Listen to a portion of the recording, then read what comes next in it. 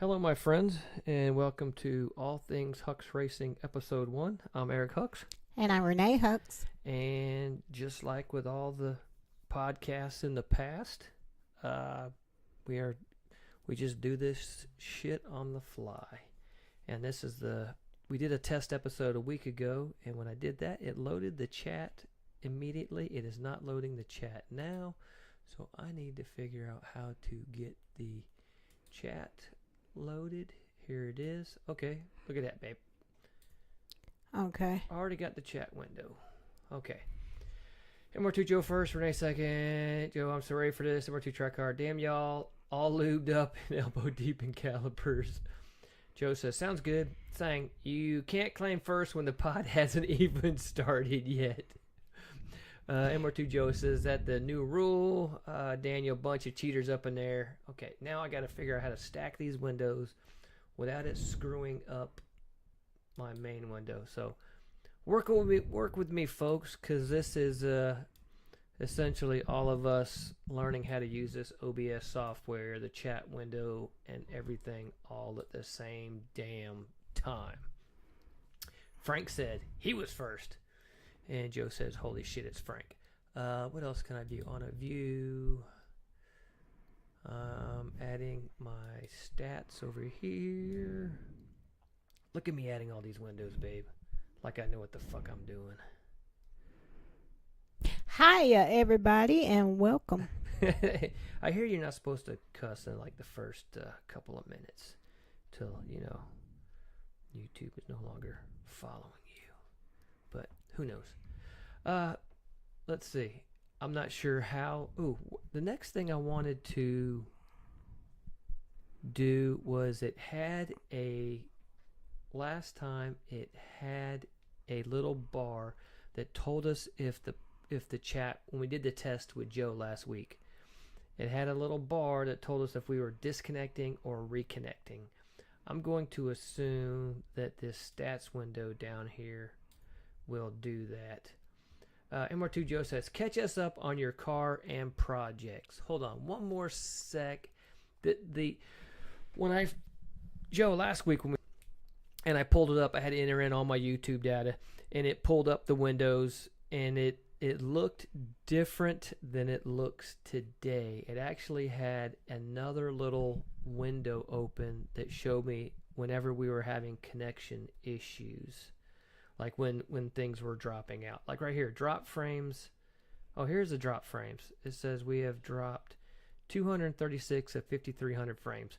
But we come to learn last week that apparently it must have only been dropping images because Joe was telling me that the audio was not dropping. Who cares if it drops images, because I'm just putting still pics up on the screen. But the cool part about this now is unlike Spreaker, which ended its ability to podcast live with the YouTube Live, I can constantly keep pulling up different images to talk about the stuff or to have images of the stuff that we're talking about. Anything you want to say? Wow, I ain't done this in a while. I feel like I'm all talked out already. What's up? We got 5 people. Woo woo. Woo woo. Hold on, I got a sneeze coming. Got Mr. Frankadank. Frankadank. Yep, Mr. Mr. Frank the Tank. The Dank. MR2 Joe says, I wonder if YouTube will ban us for links. There's only one way to find out, MR2 Joe, and that's to Slap a link. just slap a link up there and find. And once you disappear, then we'll know what had happened. We'll have to find a new moderator. Wow, if we go back to, so when did we ended the podcast on Spreaker? What, around Christmas? Was it last year? Yeah, it was. We thought it was going to go to December the 31st, and it cut us off early. Oh, that's right. Yeah, we tried to go on, and all of a sudden, boom. Sang says no, but they'll strike you for copyrights. Hopefully there's nothing to copyright, because I have not using any music or sounds that don't belong to us. All this shizzle is ours. Yeah. Okay. Projects. I have no idea where anybody's at with all this. You can go ahead and read that. Which one? Right here, the last one. I'll let someone else take that risk. I got responsibilities. Let me open up this chat window. Cool. So, as the inner circle knows, around September, I stopped on Purity, and Purity is my other MR2 drag specific build. The car that we call the Cannibal or Uncanny now because it no longer has a Cannibal kit in it. It is 2GR swapped at this point. Is not a drag specific build. I don't have cut sheet metal. I have steel doors. I have all glass. I have a carbon hood, trunk lid, and T-top delete. Other than that, power windows. It's a damn regular ass car. So when the people that aren't as fast get mad and they say, well, yours is a drag build. Like, no, this is not a drag build. It's just a car that's fast drag racing. The other car, Purity, is a purpose-built drag car. Two totally different builds. So, pretty much stopped on Purity. I had a rolling chassis at that point. And I had all suspension in it, motor and transmission sat in it, all the cage and safety stuff was in the car. And I was going to need to do sheet metal work and stuff at that point. Stopped on that car to just go ahead and tackle the 2GR build.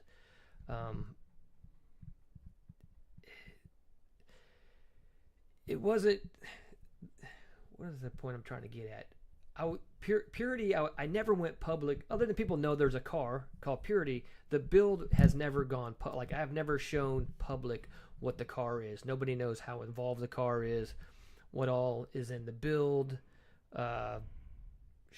Nothing. I mean, the world out there knows nothing. So when they say that my Pretty Red car is a drag build, I laugh because they have no idea what a drag build really is. So then now I've pulled the K-Series out of the Cannibal, and I've done a 2GR swap in it. Now I'm like up to today. I actually had a super happy point today. I was able last night. I was in the shop till 1 o'clock last night. I proved coil outputs, injector outputs, VVT outputs. I did a whole bunch of wiring harness testing to verify that all the wiring harness stuff was correct, and that's with the harness laying inside the cabin. I don't even have the harness on the engine yet. I just took my lower intake with the injectors on it, plugged those in. I have a bar that holds 6 coils, 6 spark plugs, and I put all my coils on it, plugged all those in, took one VVT solenoid and moved it around to the different outputs and checked all the outputs. And then from about 11 p.m. till 1 a.m., I struggled to try to get the Fuel Tech FT600 to connect by CAN to the AIM PDM32 so that I could get my dash display work. I'm keeping the Fuel Tech where the radio location is, and I'm running my 10-inch AIM display in the factory cluster position. Well, I probably have two partial nights into trying to get this CAN connectivity to work, and I bet there's 6 variations of CAN setup on the Fuel Tech side, and there's probably 6 different ways to set it up on the AIM side. And I couldn't find any paperwork on this other than if you look in AIM, they have a pull-up for Fuel Tech, and OBS Studios disconnected. Hopefully everybody can... Oh God, why? Yeah, I'm seeing buffering. Okay. Let's see. He was about to tell us how shitty AIM protocols to... We back into the podcast. Okay. As of 1 a.m., go to bed, set up my phone, do some search for AIM CAN stuff. I find a post about somebody connecting a Haltech to an AIM dash. Take those settings this morning, put it in, and boom, my dash and my Fuel Tech talk to each other, right? I was like, I couldn't have been happier because up until that point, I had everything in my harness had proven correct, no issues, until I get to the CAN stuff. And the CAN stuff is 2 wires, and I confirmed that the 2 wires at the Fuel Tech went to the correct place on the PDM 32.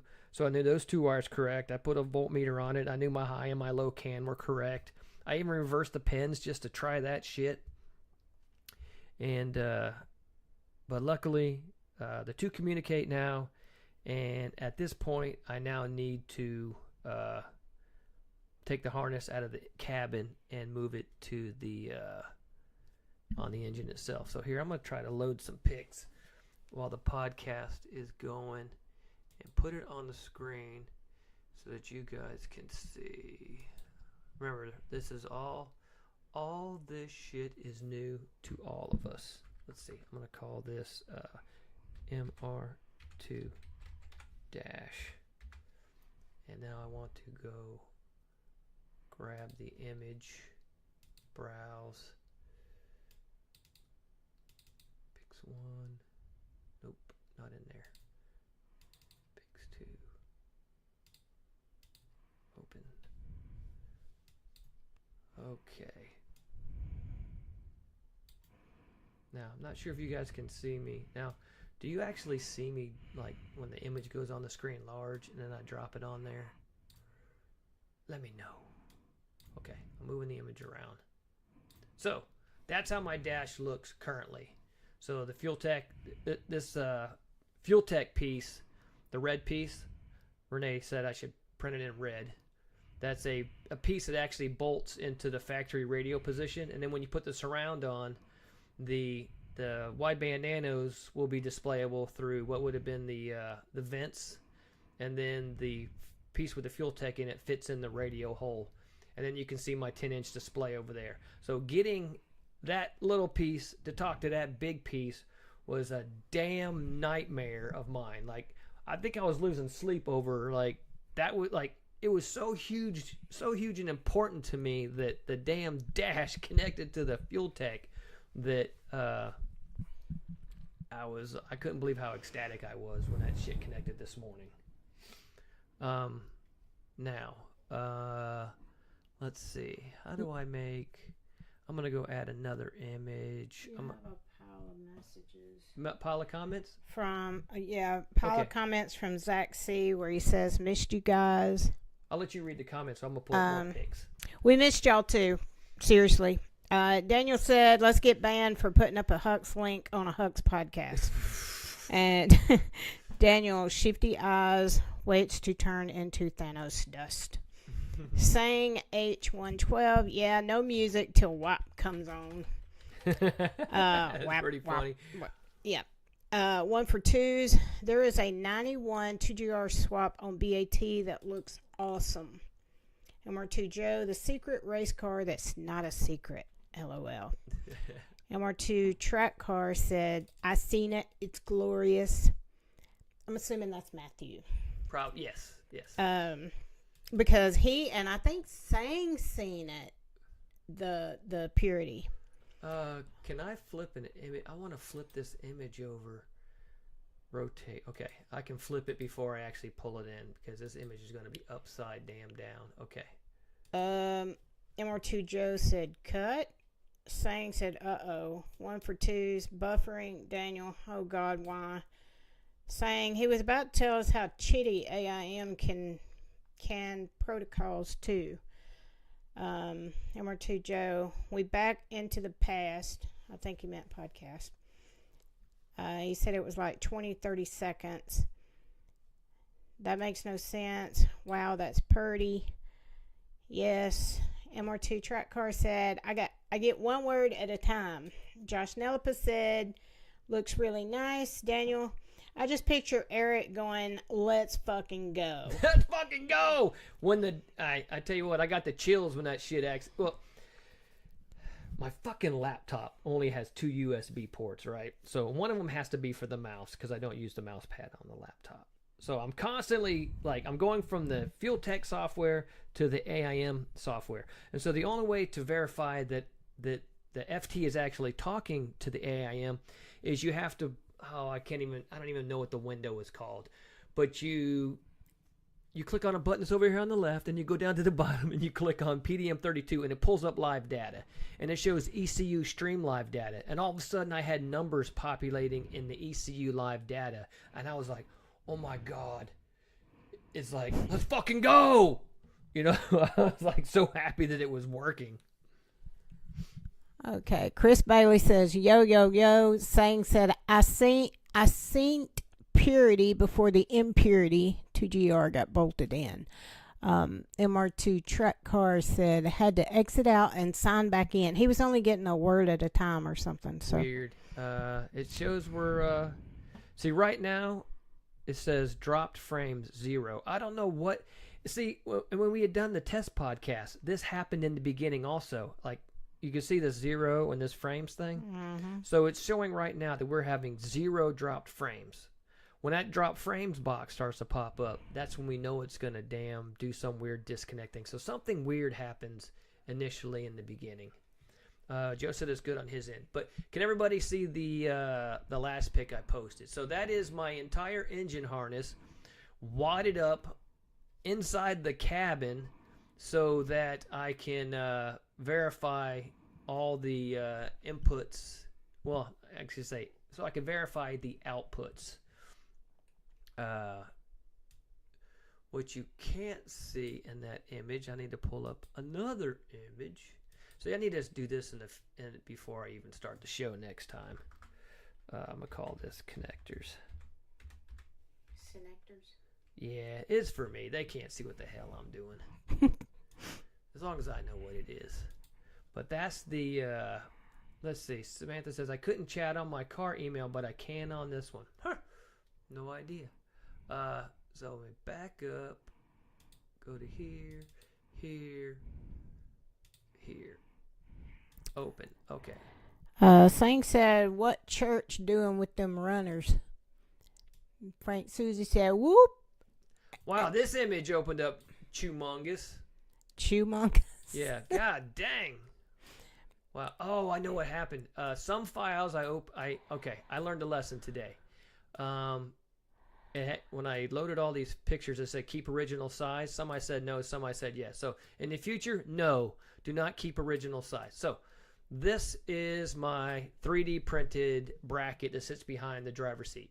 A and B is all the wires that, Fuel Tech, the dash is the ECU. So there's two 34-pin connectors on the back of the Fuel Tech. So A and B is all the wires running from the Fuel Tech to behind the seat. C is everything from my PDM.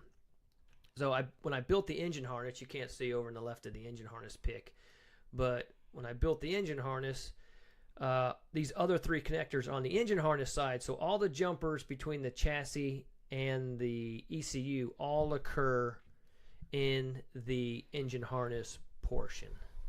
And essentially, the pic I posted before MR2's on the Dragon of the pretty engine bay, that was the harness complete on the engine bay side, but all the wires ran into the cabin, and I had 0 terminations at that Amphenol block that you see. So now all those connectors are terminated at the Amphenol, and now I'm finally to the point after yesterday of testing all the coil and injector and sensor outputs and stuff that I can go and set the thing on the engine and not worry about having to remove it a second time.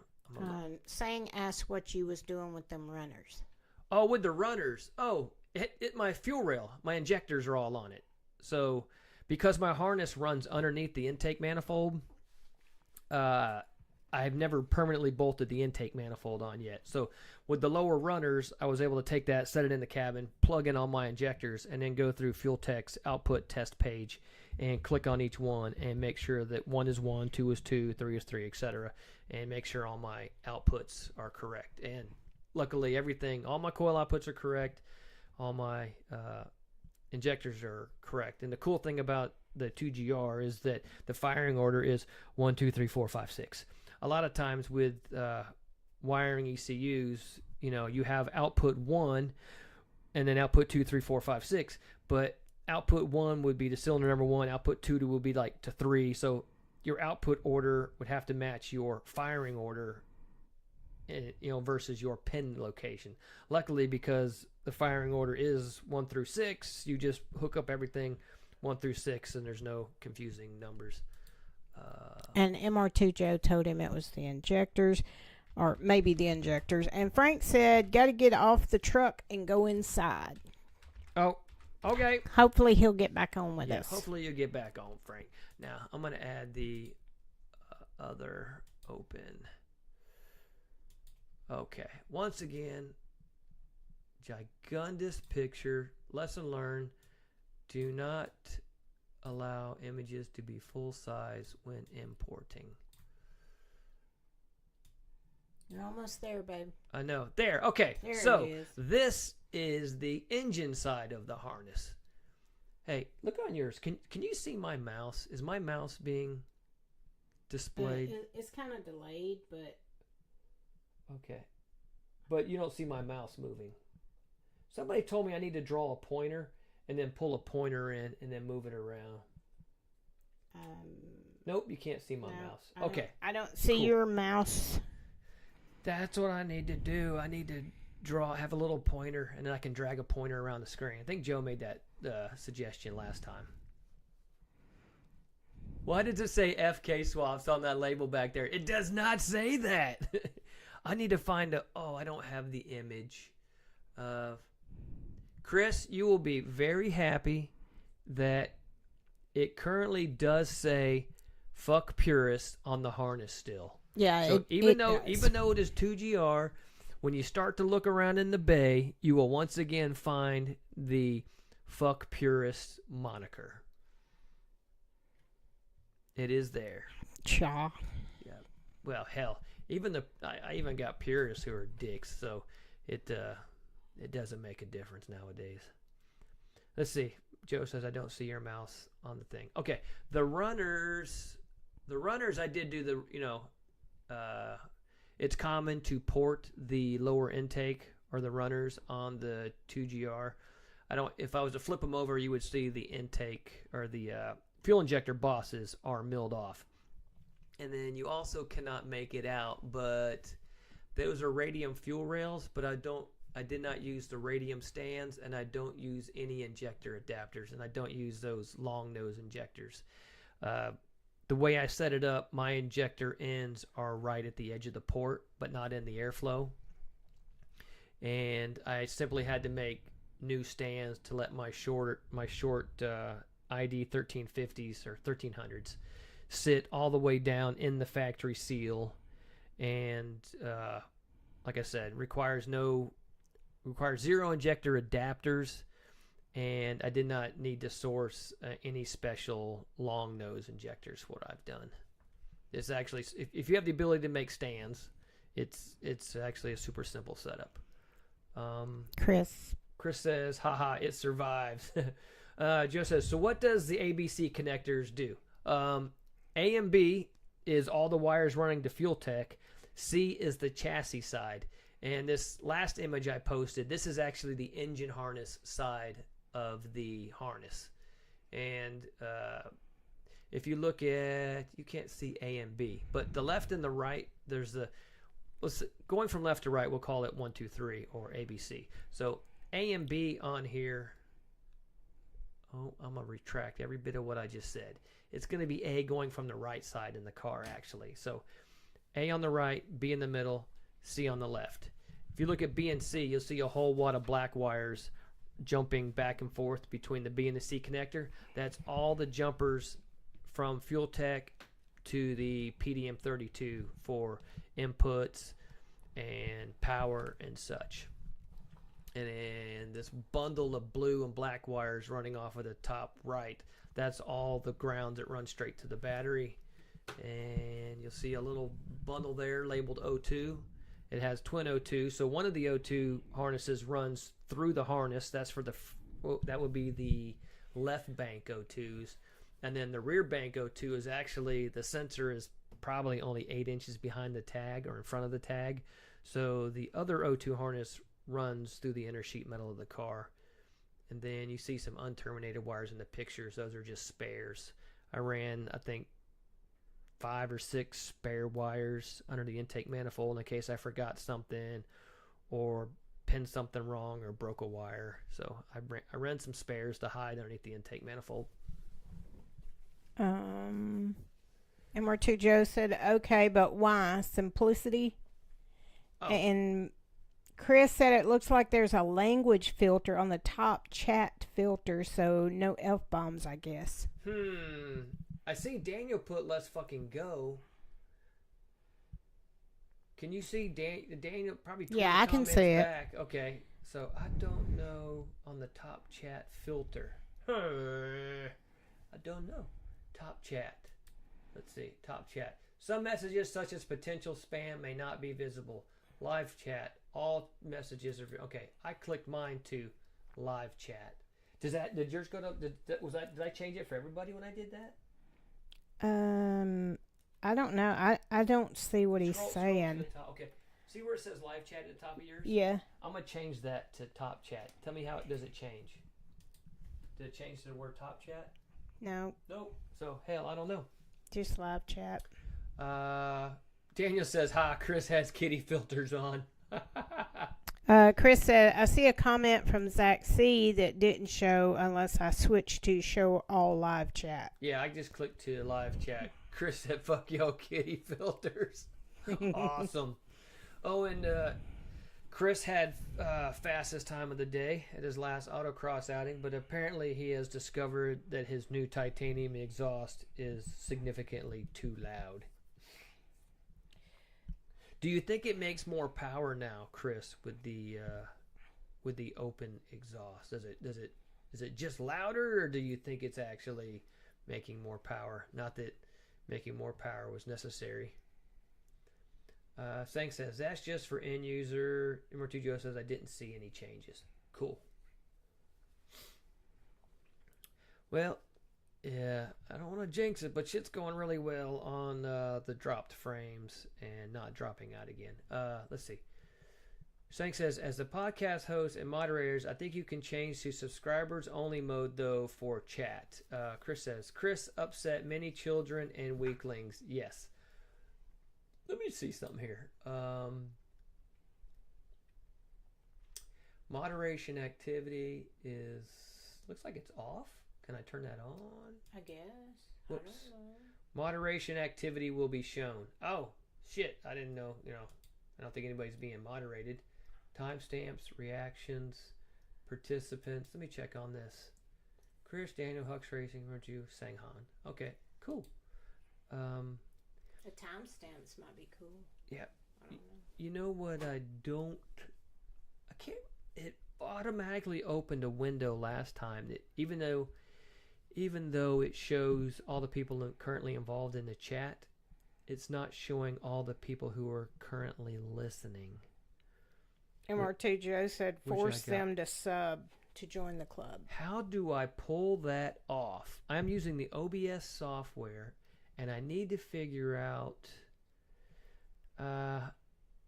Sang says, "LOL, now we'll know if Joe banned someone." We'll all know. As I said, we're all learning this at the same time. I'm gonna get rid of this pick, and I'm gonna get rid of this pick.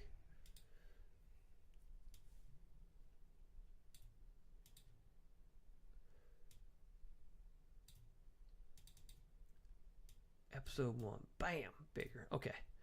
Traco says, I'll be your sub. Gregory. Hello. Holy shit. Thank you, Gregory, for finding us. I wasn't sure if you've seen in the chat. Really, this episode 1, I didn't.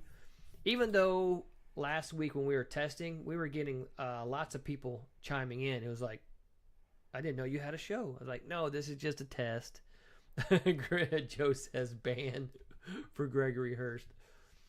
I really need to learn more about how to modify this so only subscribers can chat. Chris says, the titanium exhaust may or may not have made more power. It felt pretty strong, so probably that volume was probably pretty strong. Gregory says, I just got lucky. Very cool. I know last week when we were testing, there was quite a bit of people who were able to chime in. Let's see. View, docs, YouTube live control panel. I think this was the other panel that we were using last time. Let's see. I'm testing it. MR2 Joe said, I think it would be cool to get people in here that aren't familiar with Hux.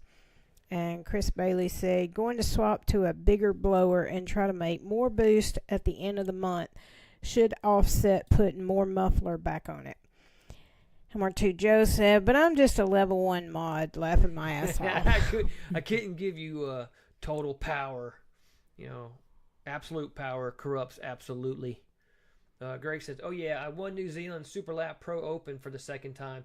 Been slack and haven't done a Facebook update. Nobody even knew, Gregory. So congratulations on that. We're glad you're out there kicking butt. Yeah, kicking butt and making good with your Turbo 2GR. I assume you have your power woes under control.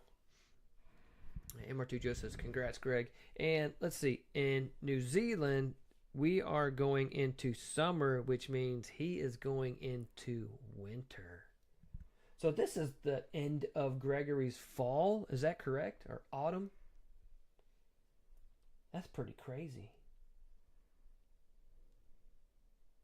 If you had a place on each side of the world, you could just keep following the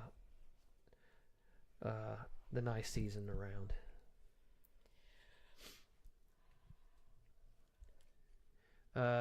Joe says, sounds like boost weather. Chris says, congrats, Gregory. The engine is holding up well then. I wonder what the delay is like right now, because it seems like when we're chatting with them, it doesn't seem that bad. No, I mean, I can't hear my thing because I got it turned down. But right. Do you want to give a? I'm gonna add some pics. Do you want? Oh, damn! Don't do that. Do you want to give a synopsis of how MR2's on the Dragon went? Well, MR2's on the Dragon was super duper fun. We had me, you, Sang, Matthew, and Samantha all stayed in the same cabin. Let's see, we got to see Chris. He was there. Frank, Bree, the baby. Oh, Frank's baby is adorable. That's all I can say. She is so well behaved, so pretty, so big. Well, I could go on about her forever. There were storms. Trees fell down. Thought the whole event was going to get rained out. Turned out to be beautiful after we had Friday of rain. We had a great time. And I'm looking forward to 2026. I was actually trying to round up a photographer. And Killboy actually does group photos, but they edit them and they sort them out and everything, but they charge like $800. But you get to do anything you want to with all the pictures that you get. And it's all the group. They take you to all these cool areas to shoot pictures and all that. But that $800 does not include editing video, to which they could do for another $800. So, a bit expensive. So I don't know about that, but I'm hoping that we can get a photographer to do all our group photos for next year. Yeah. You told me we had 70 to 80 cars. Well, I lost count at 70, and Cameron seems to believe there was about 80 to 90 MR2s out there. It was crazy. Yeah, there was And then there was a bunch that wasn't MR2s. yeah, there was probably just short of 70 at the dam, and then all Canadians didn't make it. There was a lot of people that didn't make it out to the dam meetup at the Fontana Lower Dam. Yeah, but it was, man, the cornhole tournament was awesome. The bonfire group hangout was awesome. It was really a good time. Gregory, need to sort out cooling issue at idle. It's great under power. Need to install the electric water pump. Get the RLO signal to the alternator to stop the battery going flat. Daniel says, looks at cell phone with camera app. My time has come. Let's see. Chris Bailey. Eric wanted to show us all these spare bolts that he had left over after the install. No, that... Chris! Damn you.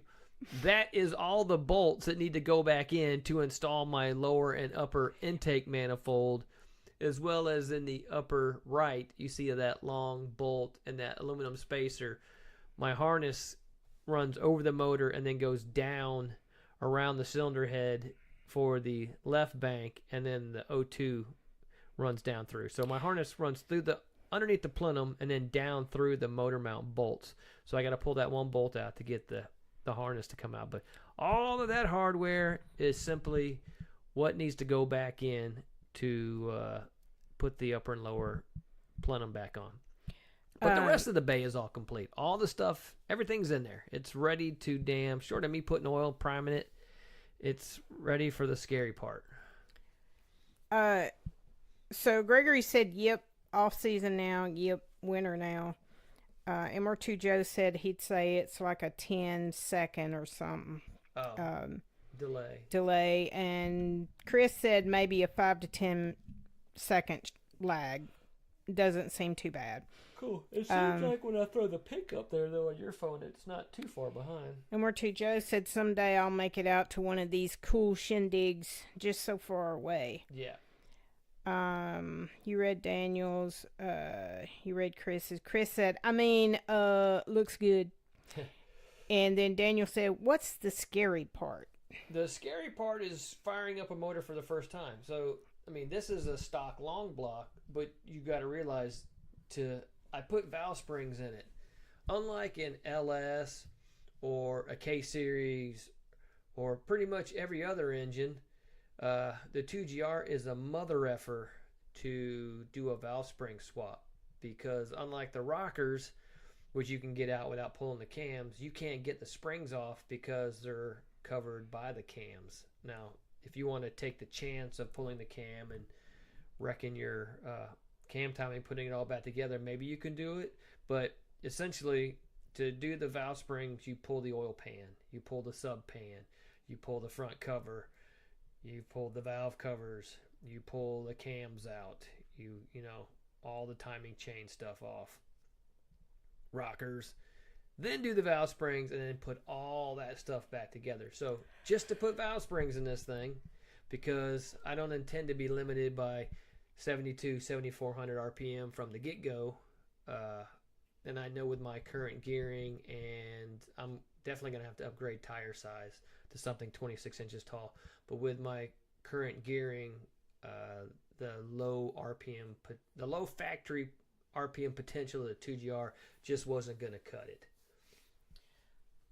MR2 Joe said, wait, what's that cable running from the right side engine mount in between the block and the mount running into the glass? Okay, that is my overflow hose.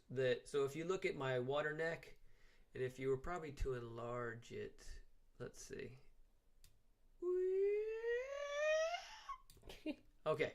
If you look just to the right of the radiator cap, you see that green circle there. That's just the fitting rotated upwards. That's a push lock for the 1/4 inch overflow.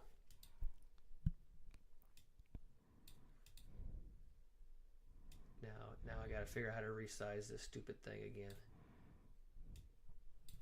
But yeah, so that hose that you're looking at is merely the 1/4-inch push lock hose for the overflow.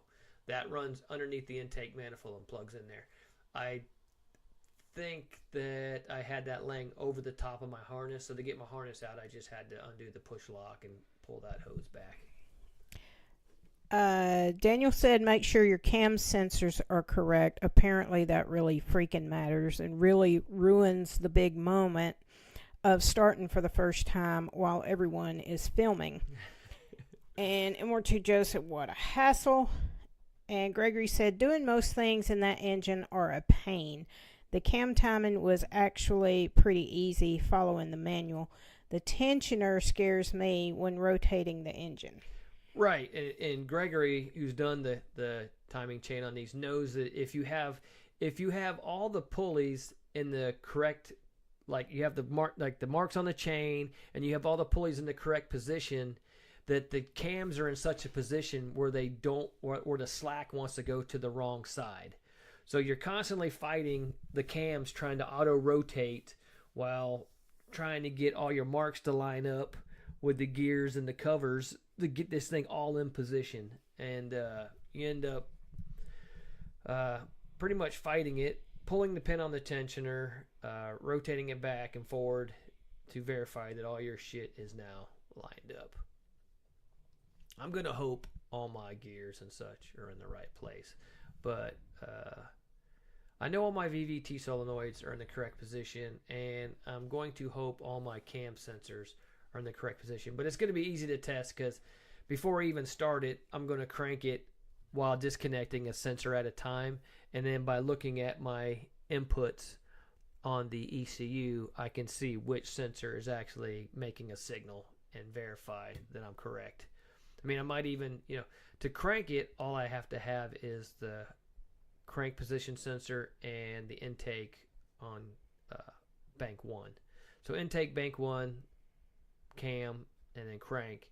Those two alone should start the engine with no VVT action. And then I can plug in one cam position sensor at a time to verify that they're all functioning. Oh, I could put you on the big screen. You can? Mm-hmm. That's I could. Scary. Joe said, just crank that bitch. I'm getting there, Joe. I had to verify I tell you what, short of probably wiring like a Ford Coyote, the 4 cams of VVTi with 4 VVTi solenoids and then the 4 cam sensors, there's probably not an engine with more wiring other than, like I said, a Coyote, something that has 2 more cylinders of coils and injectors to wire up. But still, all those cam position sensors and all those solenoids is just a lot of extra shit. I think we have a new listener. Yep. Jose Miranda. Very cool. Let's see. And where did you just crank that bitch? I'm getting to that point. Now that I've verified everything in the cabin works, I will pull it out of the cabin, set it on the motor. I don't run a factory fuel tank, so my harness actually runs into the tunnel and then comes in through the side of the tunnel behind the driver's seat, and that's where my junction block is. And then the other wires run across the tunnel to the PDM on the behind the passenger seat. MR2 Joe said, welcome to the cult. LOL. Yeah. Very cool. Welcome, Jose. Yeah. We and for Jose to, congrats that you found us, because this very first podcast I actually didn't advertise. It's just people that are close friends in a chat. I told them we were going to start it up again, and we were going to really just testing, loading up pics, microphone sound, delay, and just getting all this OBS software to work. And other people are finding us. Daniel says, I'm just glad mine was running before Eric's, because if Eric beat me, I was going to lose it.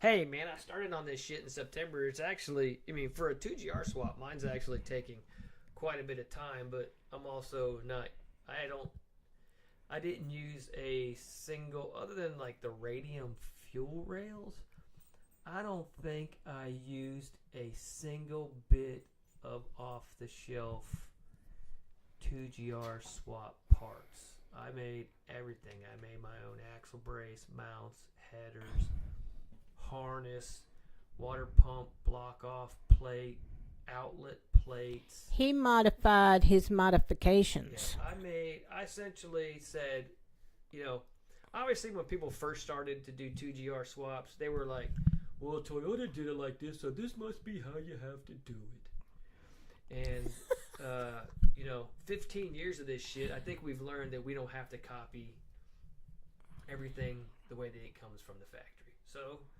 I was like, I'm going to attack this like it's a, clean sheet. So they lean the engine backwards for packaging in a front wheel drive car, and then, we're going to take this front wheel drive platform and we're going to stick it in rear wheel drive cars. Well, we're just going to leave the same engine angle and everything on it. Well, that's great for them, but I didn't see any need to copy what Toyota did or any other existing mount stuff out there. So I decided to stand mine vertical. I wanted to try to shorten, the way the engine is twisted backwards. It really adds length to the header, to what essentially is already the long side of the exhaust. So I was hoping I could simplify some of my exhaust routing, and even with a set of long tubes, the exhaust is still crazy long. Putting a V6 in the back of a mid-engine car, it just to get an actual header, not a cast manifold or any of these shorties that is like the bane of every other hot rodder. Nobody's hot rodding and putting shorties on a car except for 2GR swap guys. So to get away from having to be stuck with a shorty manifold, I made a set of long tubes, and there's a reason why nobody else does it, because it's a damn packaging nightmare. Daniel said you were moving at warp speed, but I still started around 3 years ago. Okay. Frank says LOA did Frank's voice. Don't tell Frank that was his voice. MR2 Joe said, no way, Eric, no copying things. Couldn't imagine. I know, right? And Joe says, does this cool new software allow for call-ins? That would be cool to get some Frankie in here. I'm willing to bet. I mean, I'm sure we could just put him on speaker against the microphone and be able to do a call in, if that was to occur. We need to actually get him back here because everybody loved the show when he was on it. Am I still super quiet? Hello, Daniel. Hey, I also realized, Daniel, that the way our audio is I'm on one side, Renee's on the other. So if your left or right goes out, that shit doesn't help. MR2 Joe says that did work well on Spreaker. I mean, I would assume that if I hold the he says just a little bit quieter. And Sang says everything sounds great with earbuds. Now you can look here. We never get we're typically near the peaking the red. Well, you can see I do have my highest I've ever been is over here to the red mark, and you've never got close to the red. I can turn. Even Matthew snoring, the earbuds are great. Okay. I turned both of our shits up. Does that sound any better? Can you hear me now? Wow, look at that shit just went red. We in the red. In the red. I don't think I have any other picks. Sang said it again. Everything sounds great with earbuds. Yeah, that's right. Okay, Daniel. So here's a question. Your color theme. What's the story behind those colors? Okay. Let me pull that back up. Bam. So it started. So when I had the K series in there, the very first valve cover I actually had painted red body color, and then I eventually went to. I had that dipped valve cover that was done with the skulls in it, right? Mm-hmm. And then after that, I had the valve cover that Matthew had did, and I had him. He did the Cerakote teal, correct? When I had Matthew do that valve cover for me, Renee and I had a discussion. And it was like, I want to do because, I mean, even 2 years, 3 years ago, I said, I want to do a color that clashes with red. I said, gold and red is a shit color. So I hate gold with red. It's like, I don't want to do gold, but I want to do a color that clashes with red, but will stand out. And Renee's like, well, why don't you do teal? And I was like, I think that might be kind of cool. So then Matthew at that time says, hey, I got a Cerakote teal that'll look pretty good. And that's when the first teal valve cover came about on the K series. And then every thing I've done since then has just been incorporating.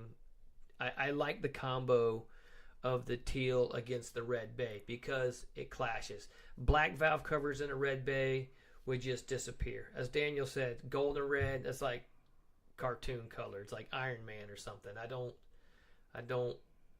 care for, I don't even like gold wheels on a red car. It just looks ugh. So careful, you might offend somebody. It's colors, people are gonna get offended. People don't like my teal valve covers. I get that, but I like it, and that's what's important to me. Thanks for listening, Greg. Yep, it was super good to have you back again, Greg. Once again, we're only going to 8 o'clock, so you're only going to miss the last couple minutes, but the good news is it'll be on YouTube Live, and I think it takes 24 to 48 hours for the comments to actually get populated back to the feed, but you'll be able to come back and listen to it. It won't be hard to find like I guess the Spreaker stuff was. So thanks for being here, and we'll see you next week. But that's the story. It really went from having the cool valve cover with the skulls that Garage Idiots, Preston Smith did for me at Garage Idiots, which I thought was super cool. And then I went to the Skunk 2 magnesium valve cover, and Matthew did it for me in teal. And then I just been continuing on with the teal theme because I like the way it looks. It makes me happy to look at. Let's see. G-Mex says, just tuned in. I'm curious as to why the SW20 is a drag car of choice, as I'm a MK3 ZZW30 fan. I can't understand why there's not more out there. They're lighter and take a V6, not too bad. They are lighter. They are lighter factory, but once you start to gut them into drag mode, the lightness difference really starts to disappear. So my SW20 with the K in it was 1,700 pounds without me. So you know that a gutted K Spider drag car might be 16 something. So you really lose that weight advantage once you start to actually make a drag car out of them. Also, it's a personal preference. Many people like the look and the factory. There's actually a factory roof. There's a factory connected roof over you in the SW20. The cabin has more headroom with the factory roof, and once you remove the trunk wall, the install room is greater. Granted, the ZZ30 has a longer wheelbase and would be a more stable car, but once you get into once you're actually doing a drag car, you can push the front tires forward, the rear tires back. The weight advantage disappears, and the cabin's bigger, and people like the looks of them. I think that's the thing. Let's see, Daniel. So now it's just a Hux tradition. Yes. Daniel says, because even if you run a 6-second run, you're still in a Mark III, so still a loser. Oh, Daniel, be nice. Yeah, delete that. Yeah. Joe's going to give you the ban. And MR2 Joe is an AW11 guy. He wonders why there's not more AW11 stuff. And once again, I think it kind of comes down to packaging. The AW11 bay is obviously the factory AW11 suspension is scary as shit when you start to put power to it with those two little separate, I guess, would you call them cross members? The two little separate suspension mount pieces that bolt in the back that the control arm's attached to. It just gets scary. Chris says longer wheelbase on the SW20 may be somewhat beneficial for keeping the nose down. I think what's helping guys currently keeping the nose down, I'm sure it's the same with ZZ30s, weight plates, modern ECUs, and I guess that's it. Really, weight plates and modern ECUs is what's. And clutch technology, being able to slip the clutch, keep weight on the nose, and control wheel spin down track. Daniel says, no joke. Yeah, you can allow jokes, but there's no, obviously can't tell that you're joking with him. It sounded like you're telling him ZZ30s are shit right off the bat. G-Max says, AW11 a bit too old now, rusty. Well, and as I said, at least the Spider has a cross member tying both sides of the suspension together. And AW11 with its little damn 10 millimeter looking toe lengths and those little two buckets of bolt in that the control arm's attached to, you really start to question how much work you need to do to them to really put a lot of power down. That in the bay, the engine bays are pinched on top. They get wider at the bottom. The forward firewall is leaned in against the engine. It's also it's like, everybody knows, like with a Spider, to put a 2GR in a Spider, I'm not going to say it sucks ass, but you have to essentially cut through the interior, create yourself an access hatch.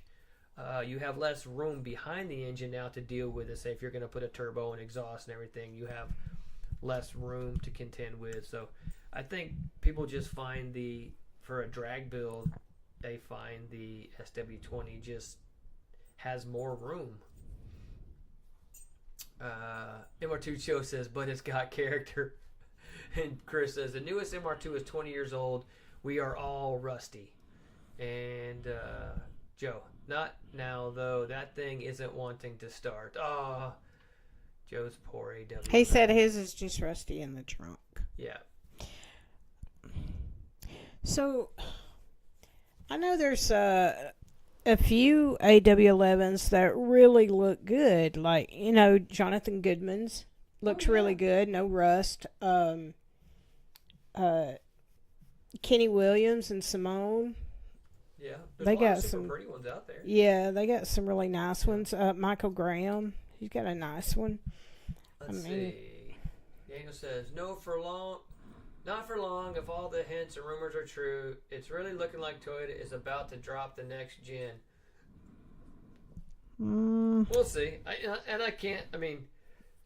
Just as SW20 guys don't embrace all ZZ30s. Do you really think that every MR2 guy is going to see a new, just like NA and NB Miatas? All those old Miata fans don't run out and get new Miatas. Just because it's a new Miata doesn't mean oh my God, it says Miata on it, I have to have it. Well, that's a lot like me. I prefer the classic Mustangs. Yeah. The new Mustangs, I could not care. I couldn't care less about them. Yeah. But I love the classics. Yeah, G-Tech says, my ZZ30 had a 3.5 Mitsui quad cam turbo V6. Cool. I guess that's the Myvec, right? And Joe says, I think mine's the best patina looking one. LMAO. MR2 track car. To be on show, you have to report to studio. You have to report to studio. I got no idea what that means.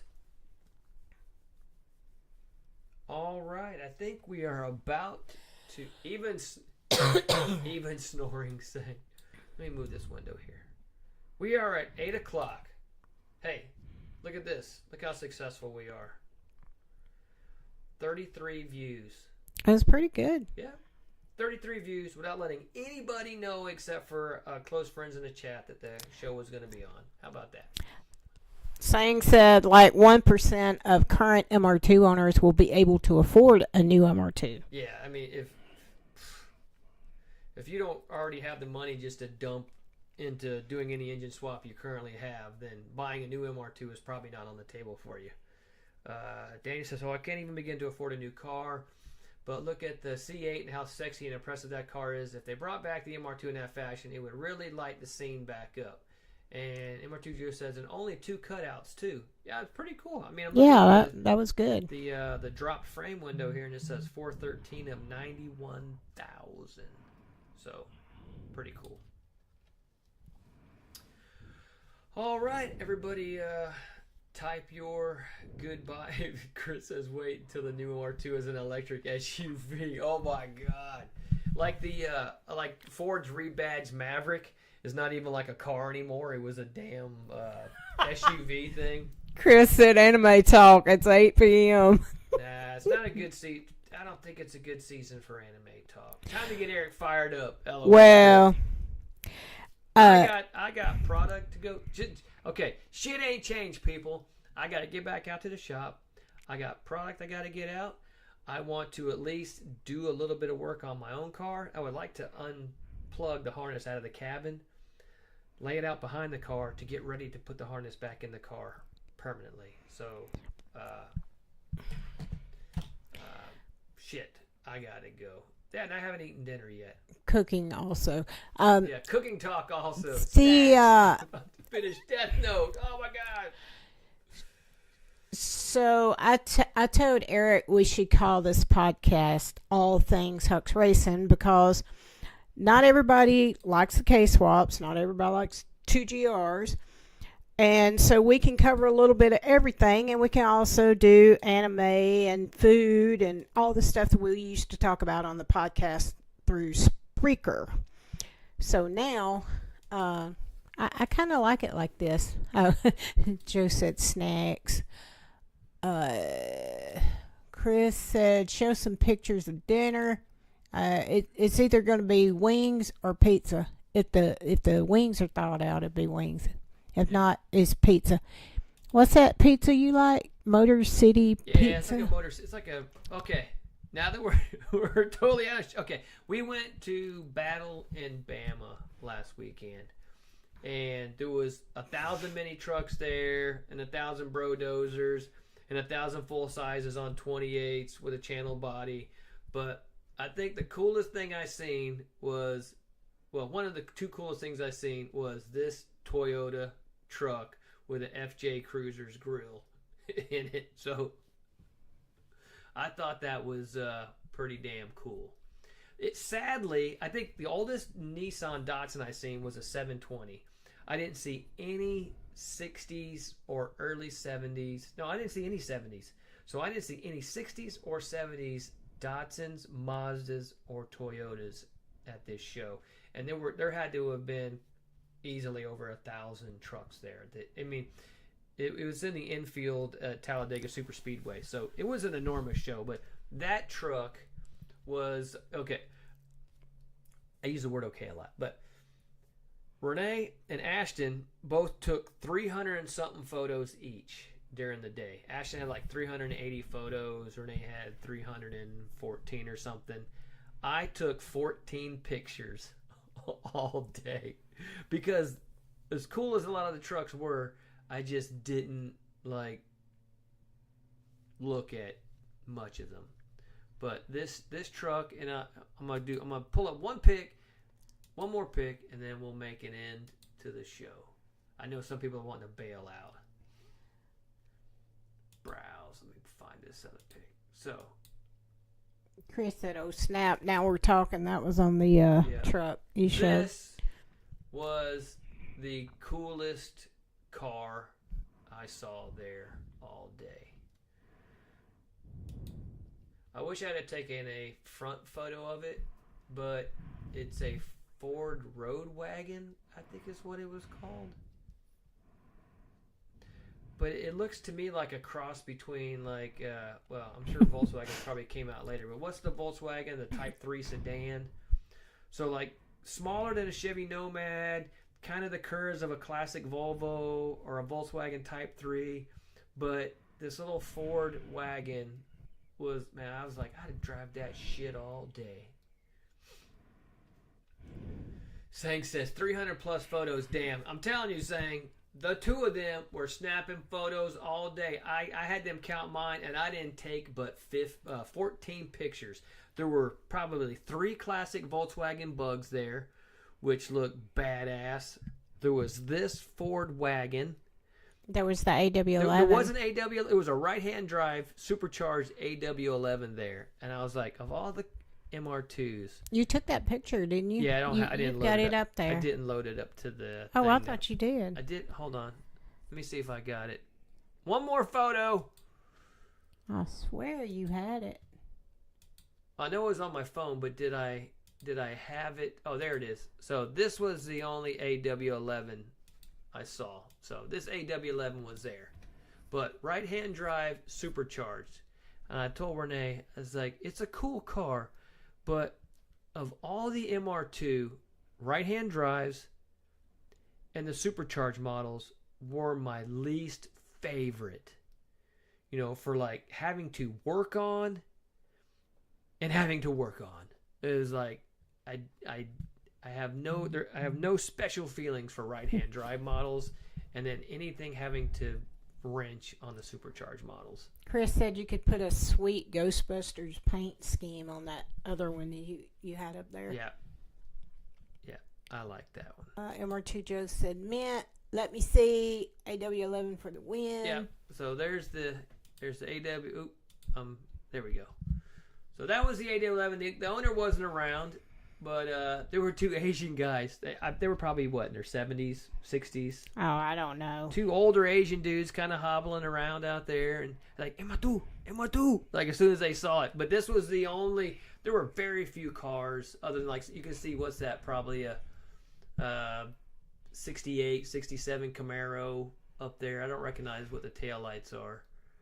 But other than like some classic Camaros, there was some other classic hot rods there, but it was predominantly a truck show. Daniel says, something about that I just don't like. Think that kit just looks awful. Yeah, I'm not a fan when the front, air and YouTube. Okay. I'm not a fan when the front air dam doesn't really match the profile of the rockers. So of all like those MR2 lips that are also available where they flare out, but the rocker behind it doesn't match, I totally don't like that. MR2 Joe said, I'm a cry. Joe says, yeah, definitely like the stock AW11 body more. Well, let me get rid of that. And okay. That's it. Thanks for listening. I'm about to be out of here. This has been All Things Hux Racing, Episode 1. Thanks for listening. I'm Eric Hux. And I'm Renee Hux. And it's been a good time, and we'll be back again next Tuesday, 7 Central Is it 7 Central Time? I get confused with the CST and the Daylight Savings. So yeah. Central Time, 7. Thanks for listening. See everybody in a week. Now we figure out how to stop this shit. Stop. Good night, everybody. Good night, people. Bye.